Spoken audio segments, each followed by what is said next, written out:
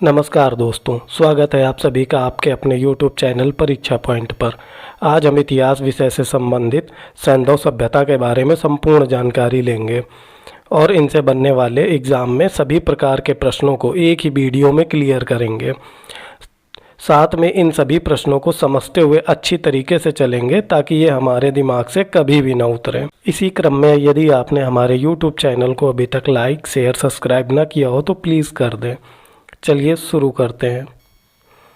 सबसे पहले सिंधु घाटी सभ्यता क्या थी, इसके बारे में थोड़ी सी जानकारी ले लेते हैं। फिर इसके बाद इसके MCQ टाइप के क्वेश्चनों को सॉल्व करेंगे। देखते हैं ये सिंधु घाटी सभ्यता क्या है। जैसा कि नाम से ही आपको समझ में आता है, सिंधु घाटी सभ्यता यानी यह सिंधु नदी की घाटियों पर स्थित एक सभ्यता थी जिसका नाम सिंधु घाटी सभ्यता पड़ा। अब ये सिंधु नदी क्या है? सिंधु नदी क्या है? तिब्बत के मानसरोवर झील, ये है तिब्बत आपका यहाँ पर, ये मानसरोवर झील रही। इस मानसरोवर झील से निकलने वाली एक सिंधु नदी जो कि जम्मू कश्मीर से होते हुए पाकिस्तान में प्रवेश करते हुए सीधे समुद्र में जाके मिल जाती है। इस नदी के किनारे बसी हुई सभ्यता को हम सिंधु घाटी सभ्यता कहते हैं।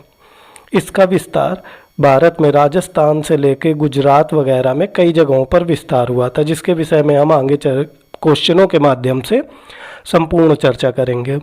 चलिए शुरू करते हैं। क्वेश्चन नंबर फर्स्ट, सिंधु घाटी सभ्यता के शहरों की गलियां थीं। इसका विकल्प संख्या ए बिल्कुल सही जवाब है, चौड़ी और सीधी।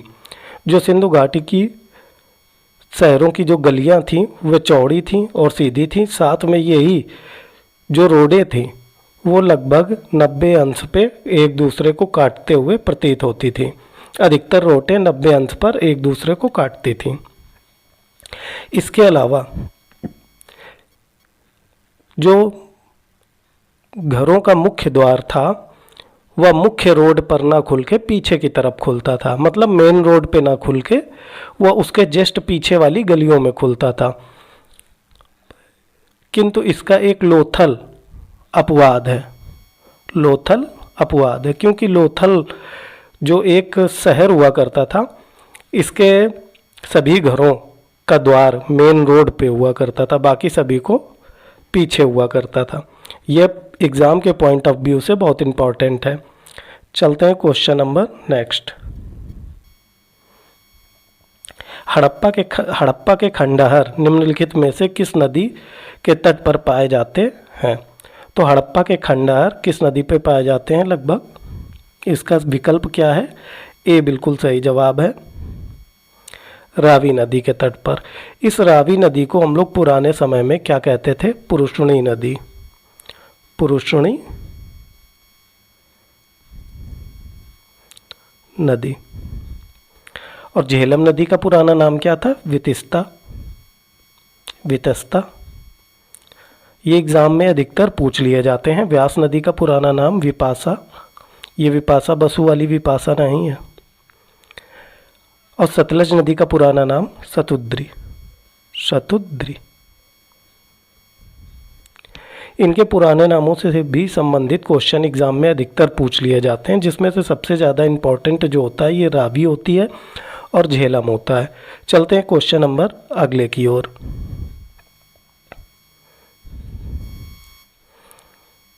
मोहनजोदड़ो के खंडहर निम्न में से किस नदी के तट पर पाए जाते हैं? तो इसका विकल्प संख्या सही होगा डी, सिंधु नदी। मोहनजोदड़ो के जो खंडहर हैं वो सिंधु नदी के तट पर पाए जाते हैं। अभी हमने आपको बताया सिंधु नदी कौन सी नदी है, कहाँ से निकलती है, कहाँ पर जाकर गिरती है, इसके विषय में स्टार्टिंग में चर्चा हम कर चुके हैं। चलते हैं क्वेश्चन नंबर फोर्थ की ओर। मोहनजोदड़ो से में सबसे बड़ा भवन कौन सा है? तो मोहनजोदड़ो का सबसे बड़ा भवन कौन सा होगा? धान्यागार। इस धान्यागार को हम लोग अन्नागार भी कहते हैं, अन्नागार। तो अगर ऑप्शन में कभी अन्नागार लिखकर आ जाए तो भी हमारा विकल्प क्या होगा? अन्नागार को ही हम सही करेंगे। तो मोहनजोदड़ो में सबसे बड़ा भवन, अभी ये सबसे बड़ा भवन अगर पूछेगा तो अन्नागार, लेकिन अगर क्वेश्चन में ये कर देता है कि विशाल स्नानागार कहाँ पर पाए गए, तो उसका ऑप्शन क्या सही होगा? मोहनजोदड़ो में। उसका नाम ही विशाल स्नानागार है, जबकि सबसे विशाल लंबाई में बड़ा क्या है? अन्नागार। चलते हैं क्वेश्चन नंबर नेक्स्ट। विशाल स्नानागार यानी ग्रेट बाथ, इंग्लिश में इसे ग्रेट बाथ कहते हैं, ये कहाँ मिला था? तो ये कहाँ मिला था? अभी ऊपर ही डिस्कस किया गया है कि यह मिला था मोहनजोदड़ो में। Question number next. सिंधु घाटी सभ्यता की लिपि कौन सी है? तो इसकी लिपि कौन सी है? क्या तमिल लिपि है, ब्राह्मी लिपि है, अरबी है या फिर ज्ञात नहीं है? इसका विकल्प संख्या डी बिल्कुल सही जवाब है, ज्ञात नहीं है। सिंधु घाटी सभ्यता में लिपियां तो कई पाई गईं, लेकिन उन लिपियों को अभी तक कोई भी समझ नहीं पाया है, इसके विस्तार को कोई भी नहीं से जान पाया है। इसलिए ऑप्शन नंबर डी इसका सही विकल्प होगा कि ज्ञात नहीं है ये। चलते हैं क्वेश्चन नंबर नेक्स्ट। देवी माता की पूजा संबंधित थी, देवी माता की पूजा संबंधित किससे थी? क्या भूमध्य सागरीय सभ्यता के साथ, या फिर आर्य सभ्यता के साथ, या सिंधु घाटी सभ्यता के साथ, या उत्तर वैदिक सभ्यता के साथ? तो इसका सही विकल्प क्या होगा? सिंधु घाटी सभ्यता के साथ। देवी माता की पूजा किससे संबंधित थी? सिंधु घाटी सभ्यता के साथ। Question number next. सिंधु घाटी सभ्यता के पत्तन नगर यानी बंदरगाह कौन सा था? तो इसका बंदरगाह कौन सा होगा? क्या कालीबंगा था, या लोथल था, या फिर रोपड़ था, या मोहनजोदड़ो था? इसका सही विकल्प है विकल्प संख्या बी, लोथल। ये लोथल क्या हुआ करता था? ये एक बंदरगाह होता था। बंदरगाह क्या होता है? बंदरगाह वो होता है जहाँ पर व्यापार के लिए जहाज, बेड़े वगैरह आया करते हैं, जाया करते हैं, उसको बंदरगाह बोलते हैं। तो बंदरगाह क्या था? लोथल। चलते हैं क्वेश्चन नंबर नेक्स्ट की ओर। सिंधु घाटी सभ्यता के लोगों की एक महत्वपूर्ण रचना निम्न में से किसकी मूर्ति है? क्या नटराज की मूर्ति है, या नरसिम्हा की मूर्ति है, या फिर बुद्ध की, या फिर नृत्य करती हुई मूर्ति? इसका सही विकल्प क्या होगा? इसका सही विकल्प होगा विकल्प संख्या डी, नृत्य करती हुई मूर्ति। एक ये नर्तकी पाई गई थी सिंधु घाटी सभ्यता में, जो कि नृत्य करते हुए कांस्य की नर्तकी थी। इस वजह से इसकी जो महत्वपूर्ण रचनाओं में उसको एक बहुमूल्य रचना मानी जाती है, नृत्य करती हुई मूर्ति। चलते हैं क्वेश्चन नंबर नेक्स्ट। लोथल नामक स्थान पर निम्नोक्त सभ्यताओं में से किसका जहाजी मालघाट था? तो देखिए, अभी आप थोड़ी इसके जस्ट ऊपर आपको बताया गया कि लोथल नामक जो स्थान था वो एक बंदरगाह हुआ करता था। इस बंदरगाह में जहाजी बेड़ों का आना जाना था। वही क्वेश्चन घुमा करके ये पूछा जा रहा है, जहाजी मालघाट था, तो वो किस सभ्यता की बात कर रहा है? सिंधु घाटी सभ्यता की बात कर रहा है। चलते हैं क्वेश्चन नंबर नेक्स्ट। मोहनजोदड़ो में सबसे बड़ी इमारत कौन सी है? तो मोहनजोदड़ो में सबसे बड़ी इमारत कौन सी होगी आपकी? ग्रेट बाथ, ग्रेट ग्रेनरी, या असेंबली हॉल, या फिर आयताकार भवन? देखिए, ये नाम ये और ये इंग्लिश वर्जन में दे दिए गए। इसी तरीके से एग्ज़ाम में क्वेश्चनों को घुमा करके दे दिया जाता है ताकि बच्चा कंफ्यूज होकर उत्तर अपना गलत लगा दे। अभी ऊपर क्वेश्चनों में ही डिस्कस हुआ है कि मोहनजोदड़ो की जो सबसे बड़ी इमारत थी वो क्या थी?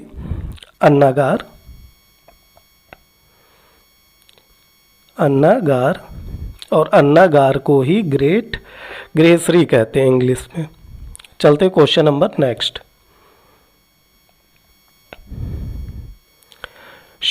सिंधु अर्थव्यवस्था की ताकत थी, तो सिंधु घाटी जो सभ्यता थी, इसकी जो अर्थव्यवस्था थी, उसकी मुख्य ताकत क्या थी? उसकी मुख्य ताकत थी कृषि।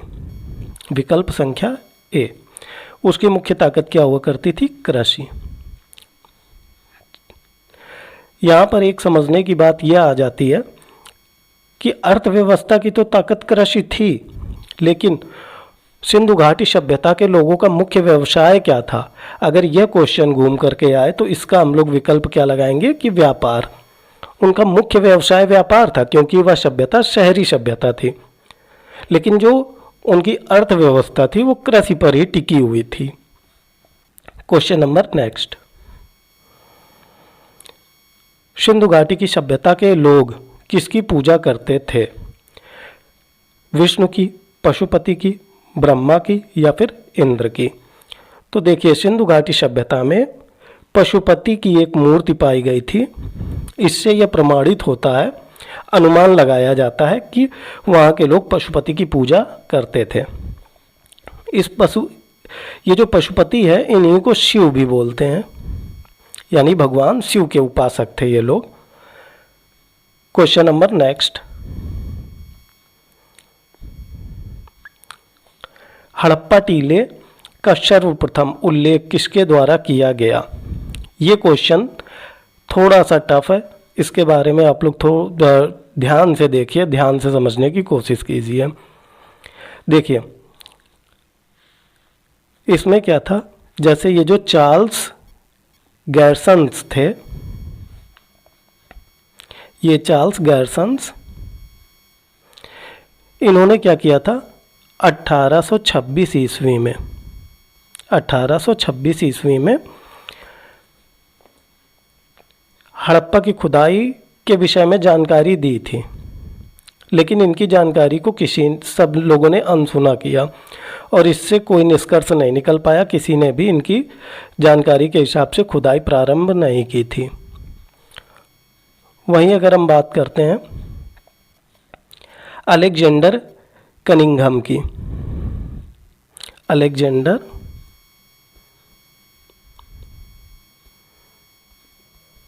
कलिंघम, ये अलेक्जेंडर कलिंघम ने 1853 ईस्वी में जानकारी दी थी कि यहाँ पर एक कोई सभ्यता निवास करती है, इसका उत्खनन होना चाहिए, लेकिन इनकी भी बातों का किसी ने विशेष ध्यान नहीं दिया। वहीं अगर हम बात करें 1921 ईस्वी की, तो 1921 ईस्वी में हमारे भारतीय पुरातत्व विभाग के जो चीफ हुआ करते थे, जो मुख्य अधिकारी थे, उनका नाम था sir John Marshall, sir John Marshall. इनके नेतृत्व में दयाराम साहनी जी ने हड़प्पा सभ्यता की खोज की थी, उन्होंने उत्खनन किया था। तो क्वेश्चन नंबर ये 14, इसका विकल्प संख्या क्या सही हो जाएगा? क्योंकि ये सर्वप्रथम की बात कर रहा है, तो इनमें से आप देख सकते हैं सर्वप्रथम की बात 1826 ईस्वी जो है ये सबसे पहला है। सबसे पहले किसने बताया था? चार्ल्स गैरसन ने। और सबसे परिणामी निष्कर्ष किसका निकला था? ये दयाराम साहनी के द्वारा, जब सर जॉन मार्शल के नेतृत्व में खुदाई की गई थी। चलते हैं क्वेश्चन नंबर नेक्स्ट, मोहनजोदड़ो का उत्खनन कार्य कब हुआ? तो देखिए, इससे जस्ट पहले अभी हमने बताया 1921 में सर जॉन मार्शल के द्वारा इसकी संपूर्ण जानकारी दी गई थी। उसी से संबंधित ये क्वेश्चन आ गया कि मोहनजोदड़ो का उत्खनन कार्य कब से प्रारंभ हुआ था?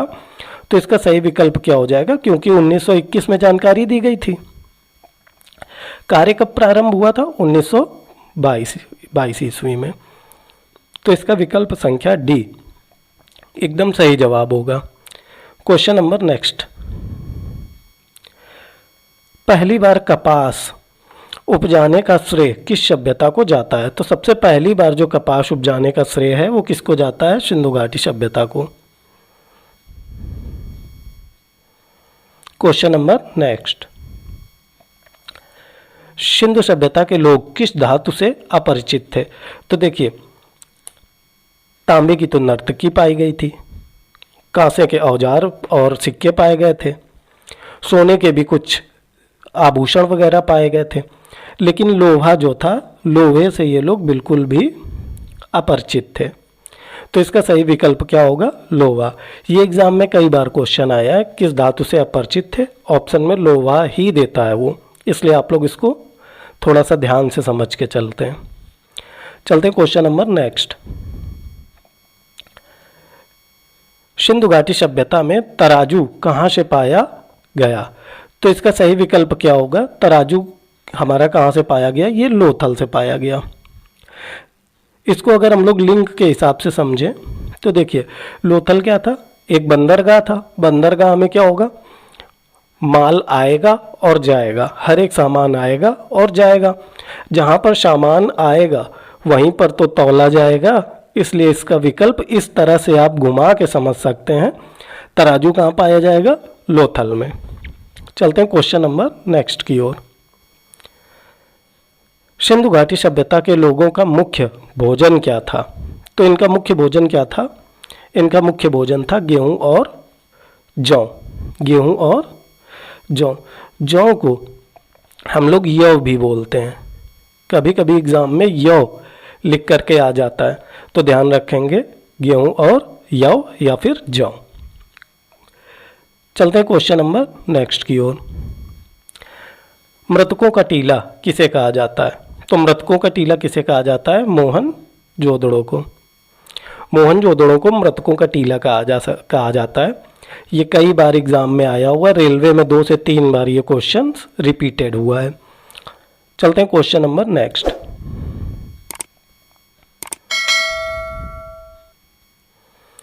Question number 21। हड़प्पा सभ्यता का कुल क्षेत्रफल कितना है? तो हड़प्पा सभ्यता का क्षेत्रफल कुल कितना है? 13 लाख वर्ग किलोमीटर। विकल्प संख्या डी इसका सही विकल्प है, 13 लाख वर्ग किलोमीटर। हालांकि ये एग्ज़ाम में पूछा नहीं जाता है, लेकिन फिर भी किसी भी सवाल के पूछने की संभावना काफ़ी होती है। और ये जो इस तरह के सवाल होते हैं, ये उन सवालों में आ जाते हैं जैसे जो बच्चे 100% अपना करना ही चाहते हैं, वो इस तरह के सवालों को कंठस्थ करते हुए, याद करते हुए चलें।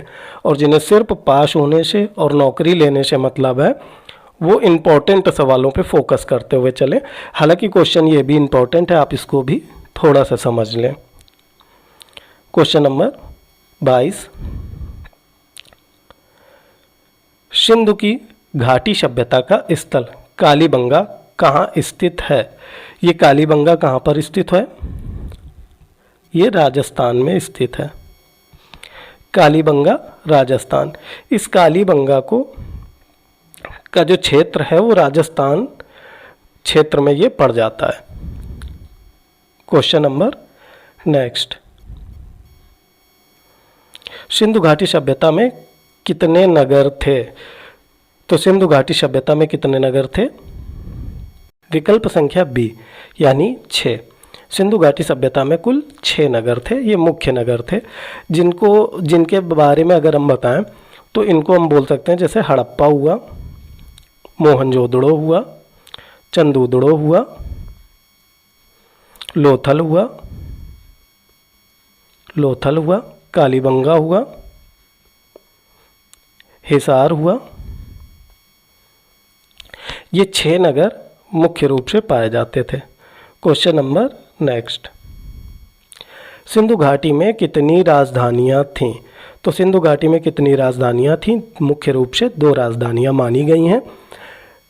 एक कहा गया है कि हड़प्पा राजधानी थी और दूसरा मोहनजोदड़ो। क्यों? क्योंकि यही सबसे बड़े नगर हुआ करते थे। Question number next. हड़प्पा सभ्यता किस युग की थी? तो हड़प्पा सभ्यता कौन सी युग की थी? इसका सही विकल्प क्या है? क्या यह कांस्य युग की थी, या फिर नवपाषाण युग की, या फिर पुरापाषाण युग की, या फिर लौह युग की? तो इसका सही विकल्प क्या है? यह सभ्यता कांस्य युगीन सभ्यता थी। इसको हम कांस्य युगीन सभ्यता के नाम से भी जानते हैं। हालांकि अधिकतर इसके जो किस धातु का प्रयोग किया गया है वो क्या है? वो कांसा नहीं है, वो कांच नहीं है, फिर भी इसे कांस्य युगीन सभ्यता इस वजह से कहा गया क्योंकि यहाँ पर कांसे का सबसे पहले आविष्कार हुआ था, इसलिए इसको कांस्य युगीन सभ्यता के नाम से जाना जाता है। क्वेश्चन नंबर नेक्स्ट, हड़प्पा सभ्यता के निवासी थे। किस तरह के ये निवासी थे? तो हड़प्पा जो सभ्यता थी ये एक शहरी सभ्यता थी। हड़प्पा सभ्यता शहरी सभ्यता थी, इसलिए यहाँ के निवासी किस तरह के हो जाएंगे? शहरी। विकल्प संख्या सी सही जवाब होगा शहरी। चलते हैं क्वेश्चन नंबर नेक्स्ट की ओर।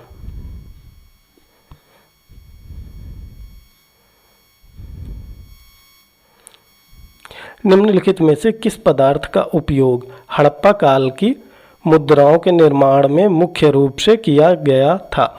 तो हड़प्पा काल की जो मुद्राएं थी, मुद्राएं यानी पैसा, इनका उपयोग किस धातु का उपयोग अधिकतर किया गया था? तो वो कौन सी धातु थी? टेराकोटा। यह एक धातु होती है जिसका उपयोग मुद्राओं को बनाने के लिए किया जाता था। क्वेश्चन नंबर नेक्स्ट, हड़प्पा कालीन मोहरें अधिकांशतः बनी हैं। तो जो उसकी मोहरें हैं, देखिए अभी जस्ट इसके पीछे वाले प्रश्न में क्या कहा गया था? उसके जस्ट पीछे वाले प्रश्न में कहा गया था मुद्राओं के बारे में। मुद्राएं क्या होती हैं? पैसा। और मोहरें क्या होती हैं? ये भी एक तो ये होती है मोहर, जो मोहर लगाई जाती है, लेकिन उससे इसका अर्थ ना लेकर के मोहरें यानी एक सोने के सिक्के या जिस तरह से चलते हैं उस तरीके से ये मोहरें एक सिक्कों का ही फॉर्म होती हैं। तो कहा जा रहा है हड़प्पा कालीन मोहरें अधिकांशतः बनी हैं। ये किस चीज़ की बनी है? तो इसका सही विकल्प संख्या क्या हो जाएगा? ए सेल खड़ी। क्वेश्चन नंबर नेक्स्ट, हड़प्पा के निवासी किस खेल में रुचि रखते थे? तो ये हड़प्पा के निवासी किस चीज़ में रुचि रखते थे? देखिए वहाँ पर हड़प्पा सभ्यता में एक शतरंज के भी साक्ष्य मिले हैं, इसलिए यह अनुमान लगाया जाता है कि यहाँ के निवासी जो थे वो शतरंज में अधिक रुचि रखते थे। क्वेश्चन नंबर नेक्स्ट, सिंधु सभ्यता के घर किस से बनाए जाते थे?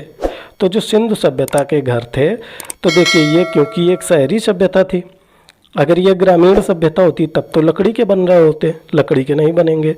ग्रामीण होती तो बांसों के होते, वो भी नहीं। ज़्यादा विकसित सभ्यता होती तो वो पत्थर के या फिर मार्बल्स वगैरह के, संगमरमर के, इस तरीके से बनाए जाते, ये भी विकल्प नहीं होगा। तो इस सभ्यता के जो घर थे वे किसके बने होते थे? ईंटों के, पक्की ईंटों के। क्वेश्चन नंबर नेक्स्ट, पैमानों की खोज ने यह सिद्ध कर दिया है कि सिंधु घाटी के लोग माप और तौल से परिचित थे। यह खोज कहाँ हुई थी? देखिए इसी तरीके से आपको लिंक बना करके इसको याद करना है, जैसा कि हमने पहले बताया था स्टार्टिंग में ही कि जो बंदरगाह थे, बंदरगाह कहाँ पर थे? लोथल में। तराजू कहाँ पाया गया? लोथल में।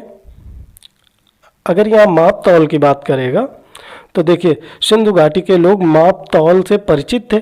यह खोज कहाँ हुई थी? जहाँ तराजू मिला होगा, और तराजू कहाँ मिला था? लोथल में। विकल्प संख्या बी इसका सही जवाब हो जाएगा। क्वेश्चन नंबर नेक्स्ट, सिंधु सभ्यता की मुद्रा में किस देवता के समतुल्य चित्रांकन मिलता है? तो इसमें किस देवता के समतुल्य चित्रांकन मिलेगा? सिंधु घाटी सभ्यता के लोग शिव के उपासक थे। सबसे स्टार्टिंग में कुछ क्वेश्चन हुए थे इस तरह के कि वो शिव के उपासक थे। जब शिव के उपासक थे तो देवताओं के रूप में किसको चित्रांकन मिलेगा? भगवान शिव का मिलेगा। क्वेश्चन नंबर नेक्स्ट, किस पशु के अवशेष सिंधु घाटी सभ्यता में प्राप्त नहीं हुए हैं? जब भी कभी नहीं वाला क्वेश्चन आया करे, आप लोग नहीं को मार्क कर लिया करें। तो देखिए किसके साक्ष्य नहीं मिले हैं? घोड़े के साक्ष्य मिले हैं, हाथी के मिले हैं, गाय के मिले हैं, और शेर के साक्ष्य नहीं मिले हैं। चलते हैं क्वेश्चन नंबर नेक्स्ट। सिंधु घाटी के लोग विश्वास करते थे किस पे? आत्मा और ब्रह्मा में, मातृशक्ति में, यज्ञ प्रणाली में, या फिर कर्मकांड में। तो इसका सही विकल्प क्या हो जाएगा? मातृशक्ति में। मातृशक्ति यानी देवियों की शक्ति या मातृत्व प्रधान सभ्यता। Question number next. अगर अभी तक आपने हमारे YouTube चैनल को लाइक, शेयर और सब्सक्राइब न किया हो तो प्लीज़ कर दें और बेल का आइकन ज़रूर दबाएं ताकि हमारे द्वारा डाली गई वीडियो सबसे पहले आपके पास पहुंचे और आप इसका लाभ उठा सकें। क्वेश्चन नंबर नेक्स्ट पे चलते हैं। शायद आप लोगों को सभी क्वेश्चन अच्छे से क्लियर होते जा रहे होंगे। Question number 35। हड़प्पा संस्कृति इस समय के किस देश पर काबिज नहीं थी? देखिए ये बाइलैंग्वेल क्वेश्चंस इस तरीके का आ गया जिसको काबिज की मीनिंग नहीं पता है, काबिज क्या होती है, तो ये क्वेश्चन एकदम 100% गलत कर देगा। काबिज का मतलब क्या होता है? फैलना। फैलना यानी किस देश में ये सभ्यता नहीं फैली थी? तो देखिए हड़प्पा जो सभ्यता थी भारत में थी, पाकिस्तान में भी थी, अफ़गानिस्तान में भी थी, लेकिन ईरान में नहीं थी। विकल्प संख्या डी इसका सही जवाब होगा। Question number next. मोहनजोदड़ो में मिली सड़कों की चौड़ाई कितनी थी? तो इन सड़कों की चौड़ाई कितनी हो जाएगी? 10.5 मीटर चौड़ी ये सड़कें हुआ करती थीं। Question number next. Rakhigarhi Bharat के किस राज्य में है? तो ये राखी गढ़ी भारत के किस राज्य में पड़ेगा? हरियाणा राज्य में। विकल्प संख्या बी। याद रखेंगे कि राखी गढ़ी कहाँ पड़ता है? हरियाणा में। क्वेश्चन आया हुआ है एग्जाम में। Next question. सिंधु घाटी सभ्यता। सिंधु घाटी सभ्यता का सबसे बड़ा स्थल कौन सा है? देखिए विकल्प इसका यहाँ पर ए यहाँ पर छप गया हुआ है, थोड़ा मिस्टेक हो गई इसमें, फिर भी देख लेते हैं। विकल्प ए लोथल, बी हड़प्पा, सी मोहनजोदड़ो या फिर डी लरकाना। तो यहाँ पूछा क्या गया है? सिंधु घाटी सभ्यता का सबसे बड़ा स्थल कौन सा है, यानी कि एरिया के हिसाब से सबसे बड़ा स्थल कौन सा होगा? मोहनजोदड़ो। सही विकल्प है सी मोहनजोदड़ो। मतलब क्षेत्रफल किसका ज़्यादा है, यहाँ पर ये क्वेश्चन किया जा रहा है, ना कि ये क्वेश्चन किया जा रहा है कि क्या चीज़ सबसे बड़ी मिली। जैसे कि ऊपर क्वेश्चनों में हमने बताया बृहत स्नानागार या अन्नागार, इस तरह का क्वेश्चन नहीं है, ये क्षेत्रफल की बात कर रहा है। तो इसका सही विकल्प क्या होगा? C Mohenjodaro. Question number next. Sindhu घाटी सभ्यता का सबसे छोटा स्थल कौन सा है? तो सिंधु घाटी सभ्यता का जो सबसे छोटा स्थल है वो कौन सा हो जाएगा? लोथल हो जाएगा या फिर हड़प्पा हो जाएगा या मोहनजोदड़ो या फिर अल्लाहदीनो हो जाएगा। इसका विकल्प संख्या कौन सा सही हो जाएगा? डी अल्लाहदीनो। अब देखिए थोड़ा सा अगर हम ये देखें कि सिंधु घाटी सभ्यता का सबसे बड़ा स्थान कौन सा था, तो इसके लिए आप लोग एक छोटी सी ट्रिक याद रख लें। ज़्यादा कोई बड़ी ट्रिक नहीं है, उसको बस थोड़ा सा एक लाइन की है। अगर हम बोलें महाराधा, महाराधा, बस इतना आपको याद रखना है। इससे क्या हो जाएगा? आपको सिंधु घाटी सभ्यता के सबसे बड़े स्थान के बारे में जानकारी मिल जाएगी क्षेत्रफल के हिसाब से। जैसे माँ से क्या हुआ? मोहनजोदड़ो, माँ से मोहनजोदड़ो। ये कहाँ पड़ता है? पाकिस्तान में। पाकिस्तान में। हा से हड़प्पा, हड़प्पा कहाँ पड़ता है? ये भी पाकिस्तान में। और रा से राखी गढ़ी, रा से राखी गढ़ी, ये कहाँ पड़ता है? हरियाणा में। और धा से धौलावीरा, धौलावीरा ये कहाँ पड़ेगा? गुजरात में। धौलावीरा कहाँ पड़ेगा? गुजरात में। अब शायद आपको याद करने में दिक्कत नहीं होगी।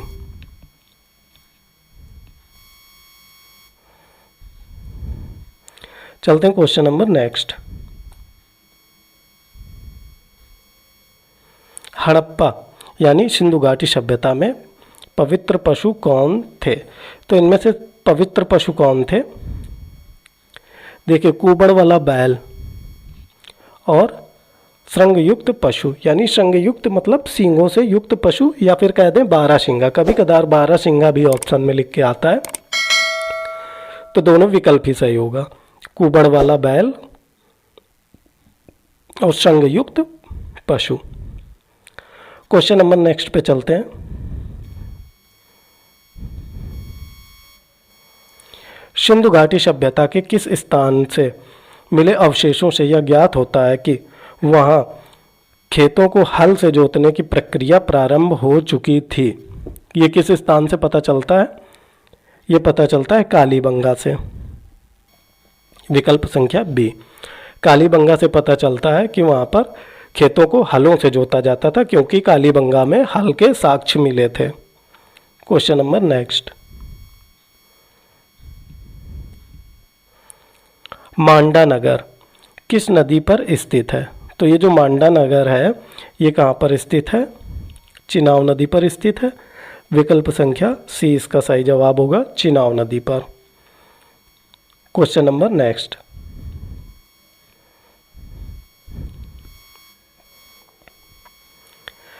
सिंधु सभ्यता के लोग मिट्टी के बर्तनों को किस रंग से रंगते थे?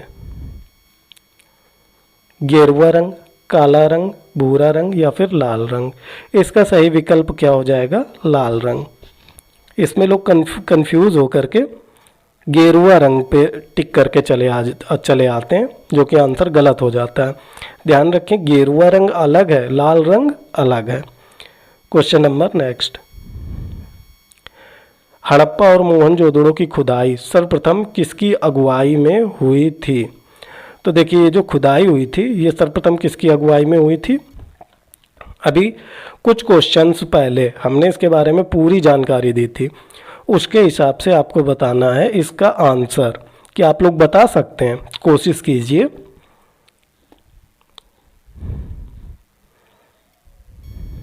इसका सही जवाब क्या है? Sir John Marshall.